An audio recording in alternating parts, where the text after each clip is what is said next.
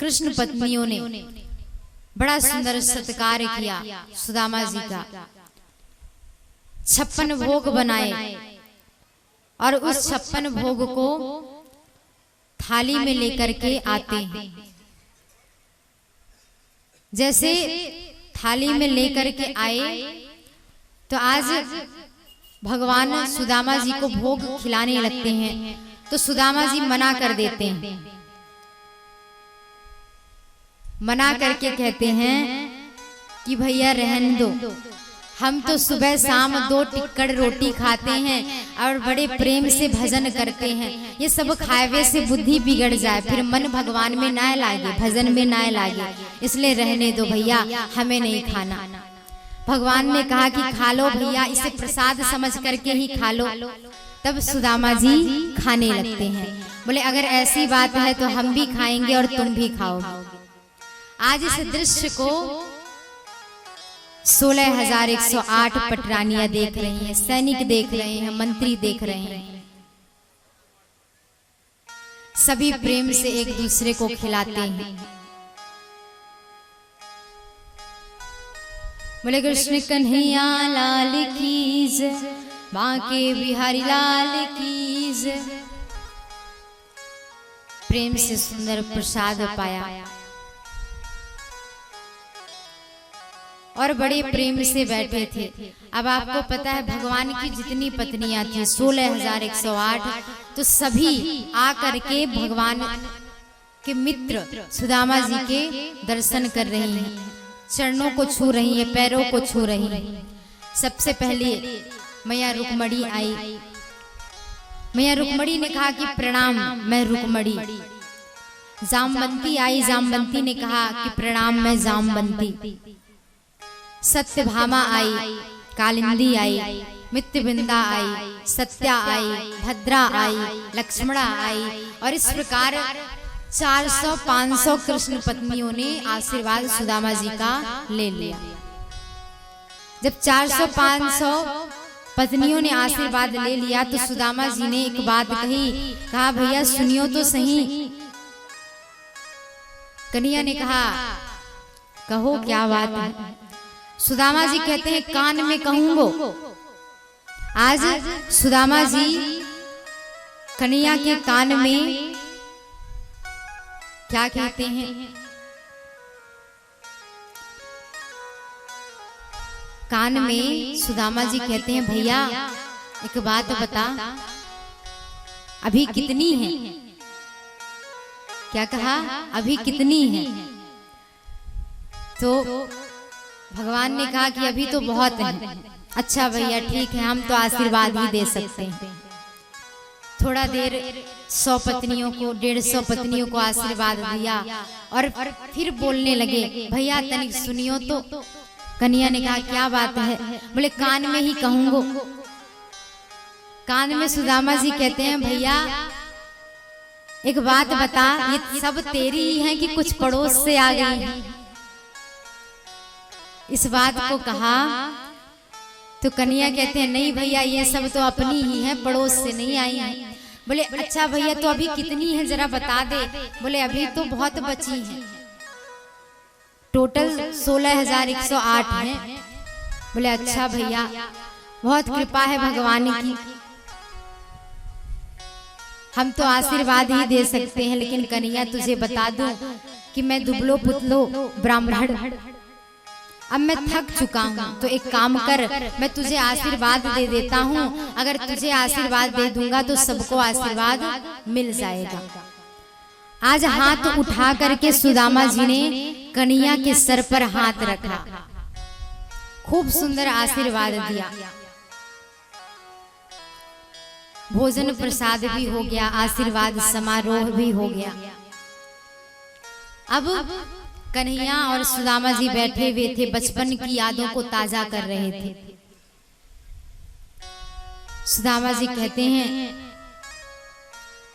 कि पता है देवियों, हम बचपन में बहुत खेला करते थे, साथ में रहा करते थे, बहुत हम सभी ने लीलाएं की चंचलता वाली, जिसमें हमें मैया की डांट पड़ती थी, मार भी पड़ती थी। और हम तो गुरुकुल में भी इतनी मस्ती किया करते थे कि जो हमारे सखा थे वो लाठी लेकर के दौड़ाने लगा करते थे। सुदामा जी कहते हैं भैया एक बात बताऊं, और ये कन्हैया कोई ऐसा वैसा छोटा कन्हैया नहीं है, द्वारिकाधीश बन गया है, लेकिन पहले बचपन में चोरी किया करता था माखन की, गोपियों के चित्त को चुराया करता था। इस बात को सुन करके कृष्ण पत्नियां कहती हैं कि महाराज हम ये सब सुन करके ही इनसे विवाह किए हैं। कहा अच्छी बात है। आज सुंदर हाल चाल लिया एक दूसरे का। कन्हैया ने पूछा और बताओ भाभी कैसे हैं, बच्चे कैसे हैं, सबके बारे में पूछा।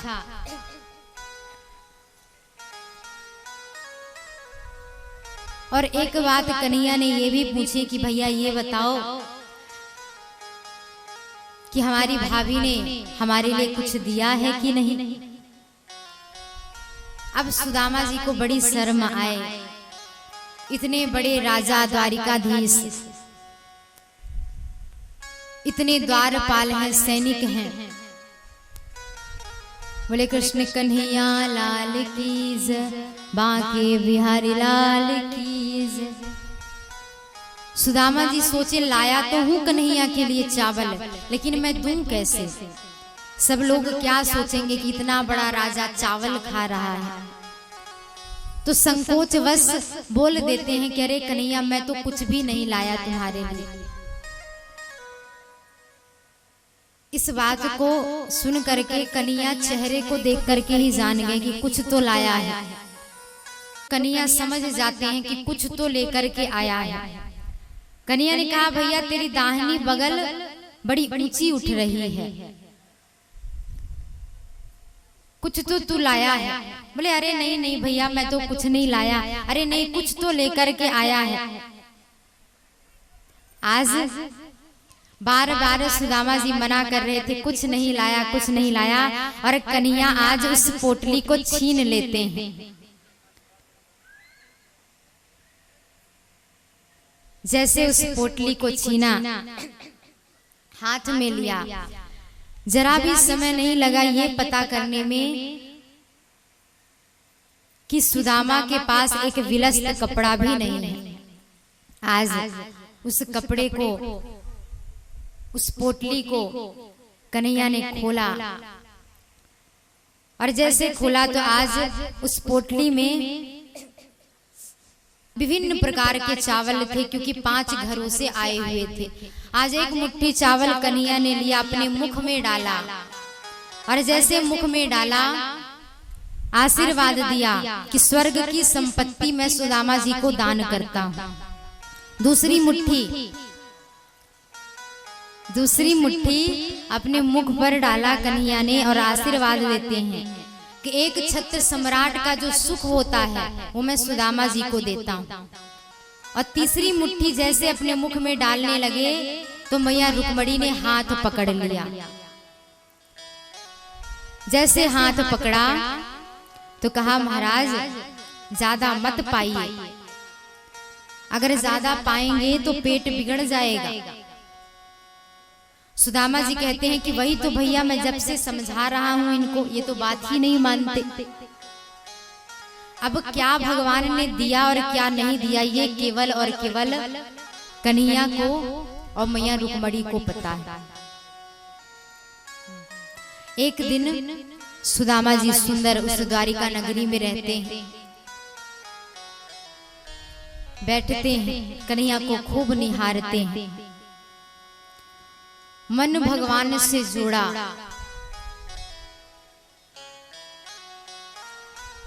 बहुत सारी चर्चाएं की, चिंतन किया, भजन किया। आइए हम भी भजन करते हैं।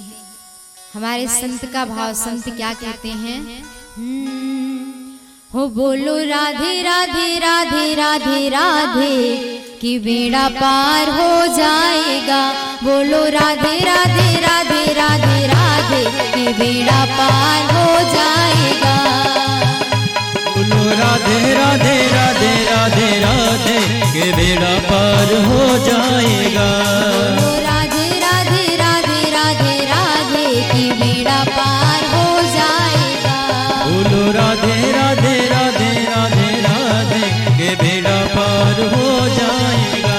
कभी आते जाते ब्रज गलियों में कन्हैया प्यारा मिल जाएगा। कभी आते जाते ब्रज गलियों में कन्हैया प्यारा मिल जाएगा। बोलो राधे राधे राधे राधे राधे की बेड़ा पार हो जाएगा। बोलो राधे राधे राधे राधे राधे कन्हैया प्यारा मिल जाएगा। सभी प्रेम से तालियों की सेवा के साथ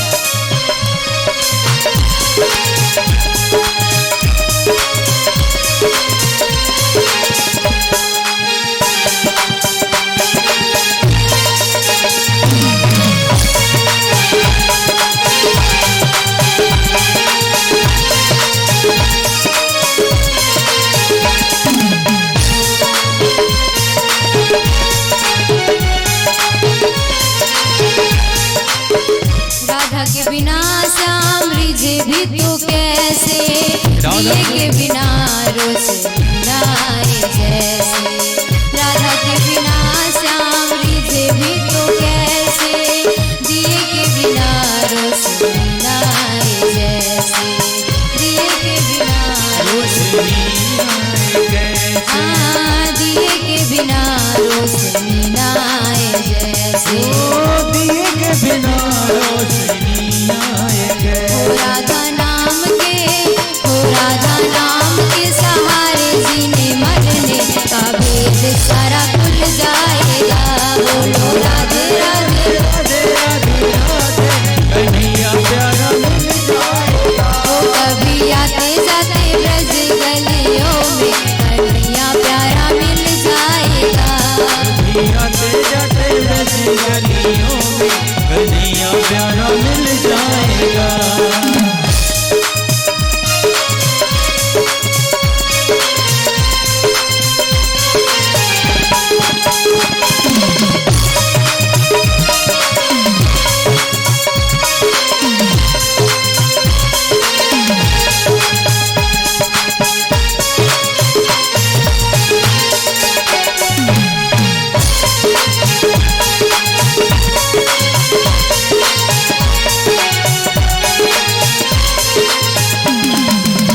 श्याम कहे से श्याम नाए, राधे राधे बोलोगे तो श्याम दौड़े आए। राधे राधे बोलोगे तो श्याम दौड़े आए। श्याम कहे से श्याम नाए, राधे राधे बोलोगे तो श्याम दौड़े आए। राधे राधे बोलोगे तो श्याम दौड़े आए। राधे राधे बोलोगे तो श्याम दौड़े आए। राधे राधे बोलोगे तो श्याम दौड़े आए। राधा नाम के सहारे जीने मरने का भेद सारा खुल जाएगा। बोलो राधे राधे बोलो राधे राधे राधे राधे राधे कृष्णा प्यारा मिल जाएगा। बोलो राधे राधे राधे राधे राधे कन्हैया प्यारा मिल जाएगा।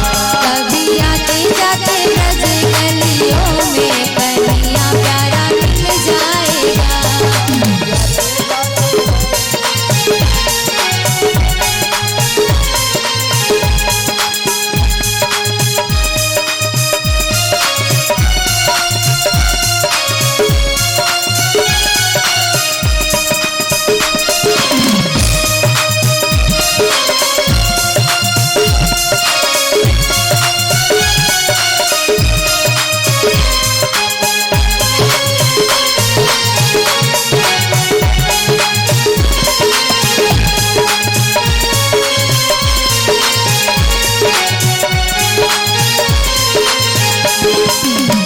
सारे जगत की है महारानी, प्रेममयी श्री राधा रानी। ओ प्रेममयी श्री राधा रानी। प्रेममयी श्री राधा हो प्रेममयी श्री राधा राधा नाम के सहारे जीने मरने का भेद सारा खुल जाएगा। राधे राधे राधे राधे राधे कन्हैया प्यारा मिल जाएगा। राधा नाम के सहारे जीने मरने का भेद सारा खुल जाएगा। राधे राधे राधे राधे राधे कन्हैया प्यारा मिल जाएगा। राधे राधे राधे राधे राधे कन्हैया प्यारा मिल जाएगा। बोलो राधे राधे राधे राधे राधे कन्हैया प्यारा मिल जाएगा। कभी आते जाते ब्रज गलियों में कन्हैया प्यारा मिल जाएगा। कभी आते जाते ब्रज गलियों में कन्हैया प्यारा मिल जाएगा। सभी लोग हाथ ऊपर करेंगे और सभी को गाना है। बोलो राधे राधे, बोलो राधे राधे राधे राधे राधे की बेड़ा पार हो जाएगा। बोलो राधे राधे राधे राधे राधे के बेड़ा पार हो जाएगा। कभी आते जाते ब्रज गलियों में कन्हैया प्यारा मिल जाएगा। कभी आते जाते ब्रज गलियों में कन्हैया प्यारा मिल जाएगा। बोलो राधे राधे, बोलो राधे राधे राधे राधे राधे बेड़ा पार हो जाएगा। बोलो राधे राधे राधे राधे राधे के बेड़ा पार हो जाएगा। की बेड़ा पार हो जाएगा।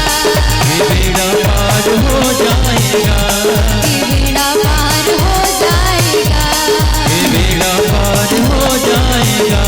की बेड़ा पार हो जाएगा। बोले राधा।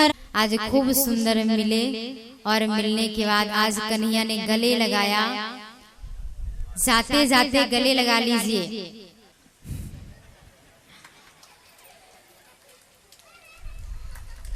बोले कृष्ण कन्हैया लाल की जय।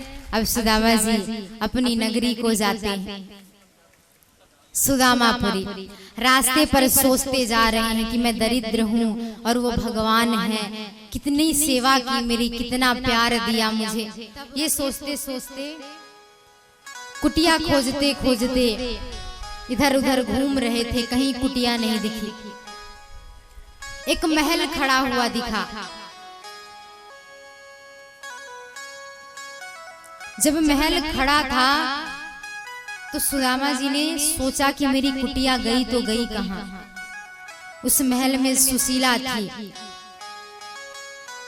उसके बच्चे थे, सैकड़ों दास दासियां थी। और अब सुदामा जी के महल में भी कई द्वारपाल खड़े हुए हैं, लेकिन सुदामा जी को नहीं पता कि वो मेरी सुदामापुरी है, मेरा महल है। आज वहां से जाने लगे। परम सुंदरी बनकर के मैया सुशीला बाहर आती हैं, हाथ में आरती की थाल लेकर के कि मेरे पति आए हुए हैं। सुदामा जी के पास आई और सुदामा जी को प्रणाम किया कि आप आ गए। सुदामा जी अपनी पत्नी को नहीं पहचान पाते।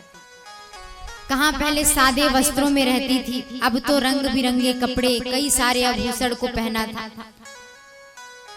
तो पहचान नहीं पाते और मुड़ करके जाने लगते हैं। सुदामा कहते हैं कि देवी आप कौन हैं? तो कहा आपको नहीं पता, मैं आपकी पत्नी हूँ सुशीला। देवी तुम इस रूप में और इस महल में क्या कर रही हो? तो सुशीला कहती है कि ये सब तो तुम्हारे कन्हैया की कृपा है, कन्हैया की कृपा से ही हमें इतना वैभव मिला है। सुदामा जी कहते हैं तो ठीक है, फिर तुम रहो, आराम से खाओ पियो, मगन रहो, मैं तो यहाँ से जा रहा हूँ। इतना कह करके सुदामा जी चल दिए। तब पीछे से आवाज आई, कन्हैया आते हैं। टेढ़ी टांग किए खड़े हुए थे, सुदामा को पुकारा कि हे सुदामा कहाँ जा रहे हो? ये धन वैभव मैंने तुम्हारे लिए ही तो दिया है, प्रजा पर लगाओ, सबकी सेवा करो, उद्धार करो। सुदामा जी कहते हैं कि नहीं नहीं महाराज, मुझे ये धन वैभव नहीं चाहिए, क्योंकि विपदो नैव विपदः संपत्तो नैव संपत्तः। विपद विस्मरण विष्णु, संपद नारायणम स्मृति। कहा कि विपत्ति को विपत्ति नहीं कहते, संपत्ति को संपत्ति नहीं कहते। अगर कोई संपत्ति है तो वो तुम्हारा नाम है, मुझे कुछ भी नहीं चाहिए, मुझे जाने दो। इस बात को सुन करके कन्हैया ने खूब समझाया कि अरे भैया रुक जाओ, प्रजा की सेवा में लगाना, राजकाज में लगाना धन को। इस बात को सुन करके सुदामा जी ने कहा ठीक है। सुदामा जी सुंदर वास करते हैं और अंत में भगवान को प्राप्त हो जाते हैं। इस प्रकार सुखदेव स्वामी परीक्षित महाराज को सुदामा जी की कथा श्रवण कराते हैं। अब कन्हैया को ब्रज को छोड़े, वृंदावन को छोड़े 100 वर्ष हो गए। 100 वर्ष के बाद वसुदेव जी ने सुंदर यज्ञ रचा और उस यज्ञ में सारे ब्रजवासियों को बुलाया, सारे ग्वाल वाल को बुलाया। मैया यशोदा भी आई है, नंद बाबा भी आए हैं, ब्रज की गोपियां भी आई हैं। आज कन्हैया अपने दोनों मैया को प्रणाम करते हैं, चरणों को छूते हैं। मैया देवकी के, मैया यशोदा के, पिता के चरणों में प्रणाम किया। आप सब कैसे हैं? बड़े प्रेम से गले लगाया। अश्रु आ गए आंखों में कि हम इतने सालों के बाद मिले हैं। कन्हैया ने अपनी पत्नियों से कहा कि देवी जाओ राधा रानी के पास। आज सभी गोपियां राधा रानी के पास जाती हैं। राधा रानी भी आई हुई हैं। सभी का खूब सुंदर मिलन होता है और इसके बाद सारे ब्रजवासी चले जाते हैं। बोले कृष्ण कन्हैया लाल की जय। बोले क्या बात है, कहिए। तो कहा बेटा, रूप यौवन संपत्ति प्रभुत्तम विवेकता, एक एकम अपनार्थाय किमु यत्र चतुराष्टम। कहा कि जिनके पास सुंदर रूप होता है उन्हें घमंड हो जाता है, जिनके पास धन है उन्हें घमंड हो जाता है, सुंदर पद है उसे घमंड हो जाता है, अभिमान हो जाता है। और अगर उसके पास विवेक नहीं है तो वो अनर्थ करने से नहीं बच सकता है। रूप यौवन संपत्ति प्रभुत्तम विवेकता, रूप यौवन और संपत्ति। इस बात को सुनकर के कृष्ण पुत्रों ने कहा कि पिताजी आप ये बात हमें क्यों बता रहे हैं? तो कहा बेटा ये बात तुम्हें इसलिए बता रहा हूं क्योंकि मैंने सुना है कि तुम संतों का अपमान करते हो। संत का अपमान मत करो, क्योंकि साधु मृहाम हृदयम, साधु मेरा हृदय है। और जब जब गौ गंगा गायत्री का अपमान होता है, अनर्थ होता है और उन्हें मारा जाता है, उन पर अत्याचार किया जाता है, तब तब मेरा प्रागट्य होता है, अवतार होता है। धर्म संस्थापनार्थाय संभवामि युगे युगे। धर्म की संस्थापना के लिए मैं अवतरित होता हूं। आज यदुवंशियों ने ऐसा ही किया। कैसा? सांब को जनानी साड़ी पहना दी, पेट में कपड़ा बांध दिया और संतों के पास लेकर के जाते हैं। संतों के पास जाकर के कहा कि संत जी ये जो सज धज कज के स्त्री खड़ी हुई है ना, परम सुंदरी है ये बताओ कि इसके पुत्र होगा या पुत्री? इस बात को सुन करके संत को दुस्साहस कि हम संतों के साथ मजाक करते हो, अवहेलना करते हो, हमारी परीक्षा लेते हो, जाओ मैं तुम्हें श्राप देता हूं कि जिस सांब के पेट में उसे जनानी साड़ी पहना करके कपड़े की पोटली बना करके बांध दिया है। इसी के गर्भ से एक लोहे का मूसल उत्पन्न होगा जो तुम्हारे वंश को नष्ट कर देगा। श्राप लग गया। सारे यदुवंशी दुखी हो गए। प्रद्युम्न जी कहते हैं, कहा कि मैं तो पहले ही कह रहा था कि संतों का अपमान मत करो, लेकिन तुमने नहीं मानी। अब देख लो क्या हुआ। यदुवंशी कहते हैं कि अरे संत तो ऐसा कहते ही रहते हैं, एक काम करते हैं, जब लोहे का मूसल निकला तो उस लोहे के मूसल को पीस करके समुद्र में फेंक देते हैं। लेकिन जब से संतों का श्राप लगा था तो एक ना एक बुरी घटना होती ही रहती थी द्वारिका नगरी में। एक दिन संत का आगमन हुआ। संत आए, प्रणाम किया वसुदेव जी को और वसुदेव जी से कहा कि राजन क्या बात है, आप बड़े चिंतित लग रहे हैं। कहा महाराज चिंतित तो नहीं हूं, थोड़ा उदास हूं, लेकिन स्वयं को भाग्यवान मानता हूं। क्यों? क्योंकि कृष्ण और बलराम जैसे पुत्रों को मैं पिता हूं, द्वारिका नगरी का राजा हूं, और आप जैसे संतों का आगमन होता रहता है, दर्शन मिलता रहता है, आशीर्वाद मिलता रहता है, बड़ी कृपा है। आज नारद जी ने भी बड़ा सुंदर उपदेश दिया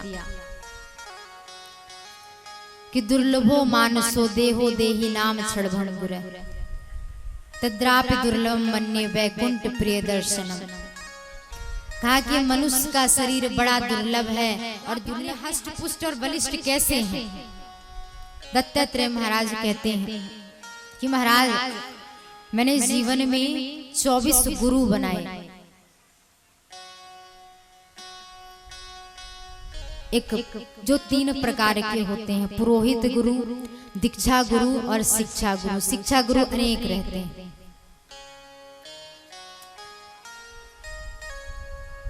तीन प्रकार के गुरु होते हैं और मैंने 24 गुरु बनाए। जल, अग्नि, वायु, बालिका, बालक, हिरण, हाथी, सर्प, पिंगला, अजगर, इस प्रकार 24 गुरु बनाए। अंत में मैंने गुरु बनाया अपने शरीर को, कि जो मैं 5 मिनट पहले हूँ 5 मिनट बाद नहीं रहूंगा। जो मैं 5 मिनट पहले सोच रहा हूँ वो मैं 5 मिनट बाद नहीं सोचूंगा। कहने का मतलब है शरीर बदलता है, आत्मा नहीं बदलती। इस प्रकार संक्षिप्त में सुखदेव महाराज 24 गुरुओं का वर्णन करते हैं। बोले कृष्ण कन्हैया लाल की जय। बाकी बुद्धि बिगड़ जाती है। आज यदुवंशी लड़ने लगे, झगड़ने लगे, युद्ध मच गया, हाहाकार हो गया, सभी युद्ध करने लगे। और जब युद्ध कर रहे थे तो कृष्ण और बलराम समझाने के लिए आते हैं कि बेटा मत लड़ो, मत लड़ाई करो। सवरिया मेरे दिल में बसी जा रही है, भोली सूरत सवरिया मेरे दिल में बसी जा रही है। वो अब तो पहले से भी और ज्यादा, न जाने क्यों तेरी याद आ रही है।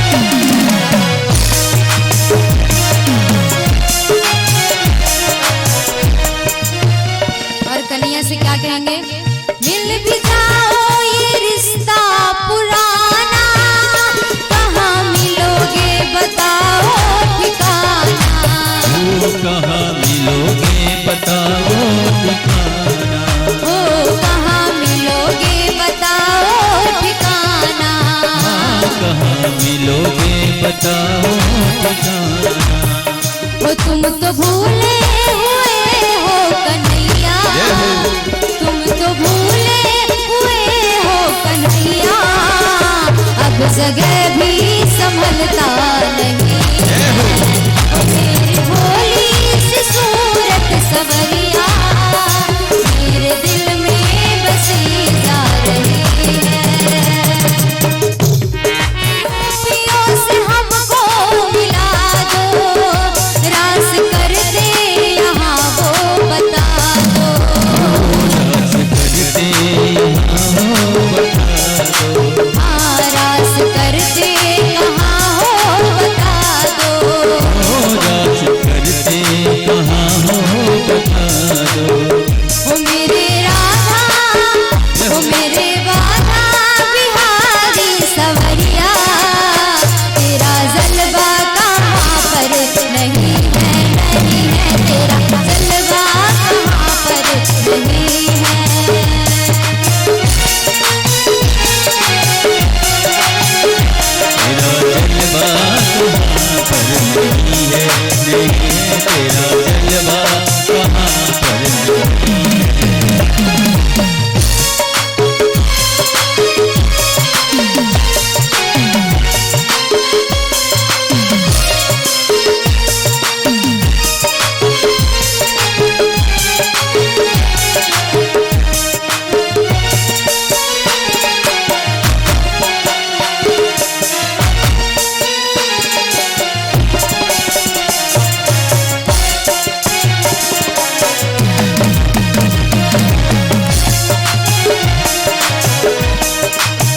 ओ आँख वालों ने तुमको है देखा कान वालों ने तुमको सुना है बालों ने तुमको सुना है कान वालों ने तुमको सुना है बालों ने तुमको सुना है ओ तेरा दर्शन उसी को हुआ है तेरा दर्शन उसी को हुआ है जिनके आंखों में पर्दा नहीं है जिनके आंखों में पर्दा नहीं है ओ मेरे राधा बिहारी सवरिया तेरा जलवा कहाँ पर नहीं है।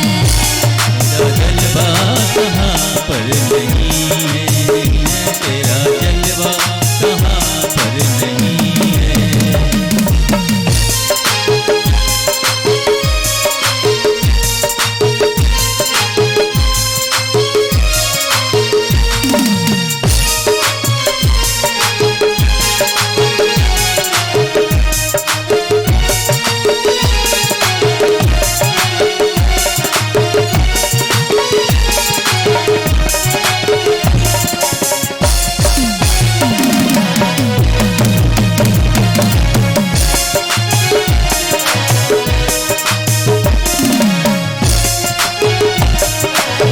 वो लोग पीते हैं पी पी के गिरते हम पीते हैं गिरते नहीं हैं हम पीते हैं गिरते नहीं हैं वो लोग पी पी के वो लोग पीते हैं पी पी के गिरते हम पीते हैं गिरते नहीं हैं हम पीते हैं गिरते नहीं हैं ओ हम पीते हैं भक्ति का प्याला उठाना पूरे हाथ जो भक्ति का प्याला पीना चाहता है सभी प्रेम से। आज कथा का विश्राम दिवस है तो सभी प्रेम से हाथ ऊपर करेंगे और भगवान से क्या कहेंगे हम पीते हैं भक्ति का प्याला ये तो अंगूरी मदिरा नहीं है ये तो अंगूरी मदिरा नहीं है ओ मेरे राधा बिहारी सवरिया तेरा जलवा कहाँ पर नहीं है तेरा जलवा कहाँ पर नहीं है। ओ मेरे राधा बिहारी सवरिया मेरे राधा